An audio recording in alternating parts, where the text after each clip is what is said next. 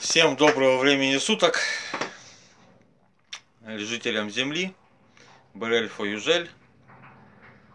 Вас приветствует канал «Жизнь в гармонии и сотворчество». Ведущий Александр Шевчук. Сегодня у нас понедельник, те, кто смотрит наши видео, знают, что у нас это банный день. Мы моем тело, чистим душу. И находясь в бане,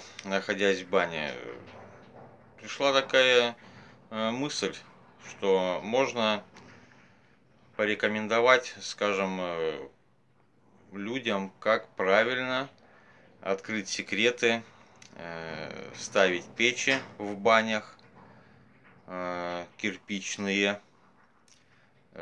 Помимо этого можно рассказать о каминах, о секретах их установки и кладки, ну а также о кирпичных печах, что находятся в доме.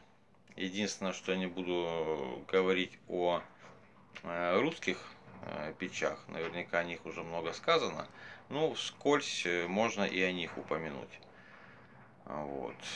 Так как у нас, скажем, в миру очень много каменщиков, которые считают себя печниками, но очень мало мастеров.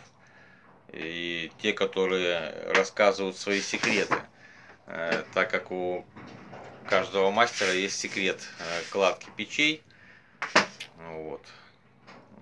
и нам они известны.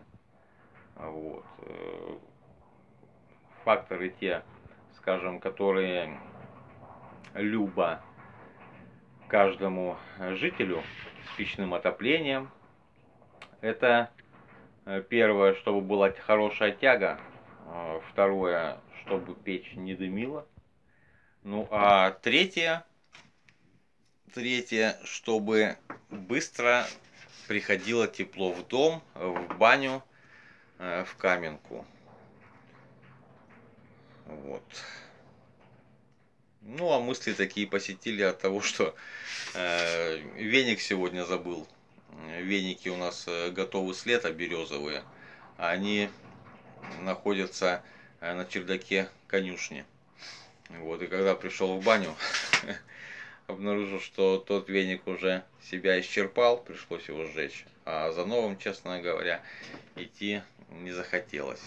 Ну, для таких, скажем, моментов у нас есть шелушеная шишка. Это шелуха шишки кедровой. Мы прекрасно ее заливаем кипятком, поддаем парку и дышим паром.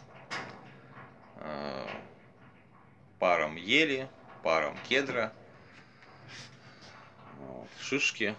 Это кто знает, о чем я говорю. Это очень здорово. А что, скажем, привело меня к этому?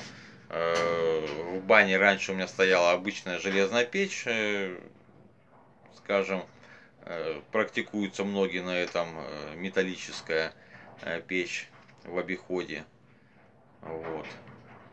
Она прогорела со временем, и познав, скажем, науки, осознав вообще принцип действия печей, решил скласть кирпичную.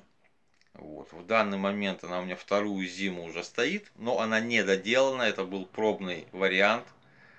Наблюдаю за ней вторую зиму, как она себя ведет. Есть доработки, которые надо будет сделать. В это лето я ее буду разбирать, усовершенствовать, так сказать, чтобы она уже работала на полную мощность. Смотрите наш канал, и, скажем, в следующем видео постараюсь дать первые рекомендации и пошагово рассказать об установке. Начнем с банных печей. Что необходимо, в чем приоритет в этом. Ну, скажем, сейчас зимний период, никто этим заниматься не будет.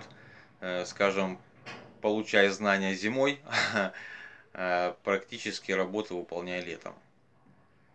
Вот. Ну а до лета, до первого месяца постараюсь вам пошагово все рассказать. Подписывайтесь на наш канал. Всех люблю. До встречи. Будет очень интересно.